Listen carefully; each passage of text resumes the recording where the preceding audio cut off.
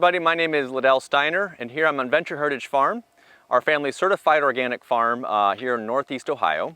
On the farm we grow a variety of crops, both einkorn, spelt, but corn and beans specifically, which need cultivation tools. First, often in our corn and soybeans we will use our tine weeder, our Einbike tine weeder, either for more of a stale seed bed or also for blind cultivation in some of those early passes, which really helps get some of those small weeds out early.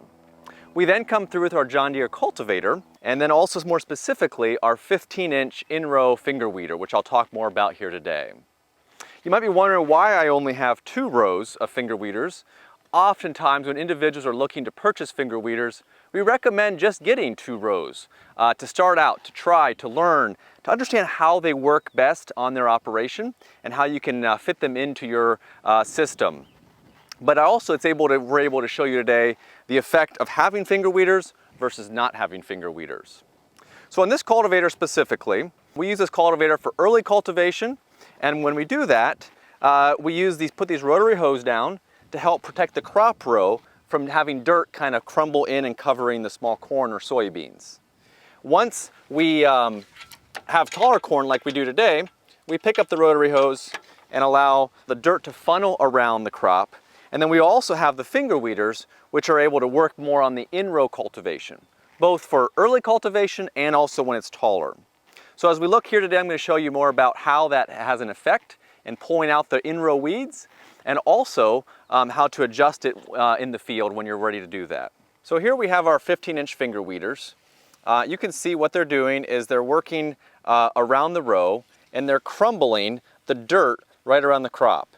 And so you can see here how it's worked it loose, and it also, as you speed up, it helps bring the soil clumps up and breaks that capillary layer, eliminating the weeds, be able to get the moisture from down below. One important thing to note is that finger weeders will not pull out well-rooted weeds. They need to be in that young stage. And so while it seems maybe today like why are we cultivating, we are doing pretty good on our weed pressure. It's important to get in here when the weeds are very young in that hair thread stage. So that's what we're doing here today. So you can see these 2 rows here did not have any finger weeder action on it, and it's still the dirt is caked here. There's some weeds that are coming. If we would have that finger weeder, it would just break this right out. And so you can see the middle 2 rows we have the finger weeder on are able to do a better job there. I'm going to show you a little bit how we adjust the cultivator and how we set it up. So I'm going to raise up the 3-point and give you a quick introduction there. Alright, so here you can see I'm with our large trailing arm, which holds a pair of finger weeders. And this large trailing arm can attach to most any older cultivation systems, toolbars. This is a 4x4 system that you can also go up to a 7x7. As you can see, it's designed to fit kind of in the space that exists. And so as we have these rotary hose on the center, we were able to offset it slightly, and as you can see back here, it's offset slightly because of that. So you do have quite a bit of flexibility with this large trailing arm. I'm going to show you a little bit about the adjustments.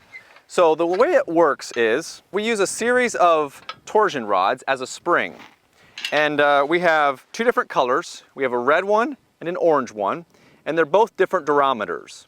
And what these do is they allow you to have different amounts of spring tension per se, pressure, by putting different torsion rods in. And then you can also use this to lift up your large trailing arm for a transport mode, which really is very easy, convenient. You don't need to use wrenches. It's all can be done right here from the operator with one easy step. As we move back through the trailing arm, you'll see that we have a series of clamps. These clamps tie into our vertical shaft, which allow us to move it laterally and up and down. And then as you go on down, you're able to get down to the finger weeder. We have the finger and also the drive plate. The drive plate you can see down there is what helps accelerate the finger speed when it's working in the field. And the fingers are made of a polyurethane that allows it to be flexible, but also be strong enough that it can work in the row and pull out those weeds.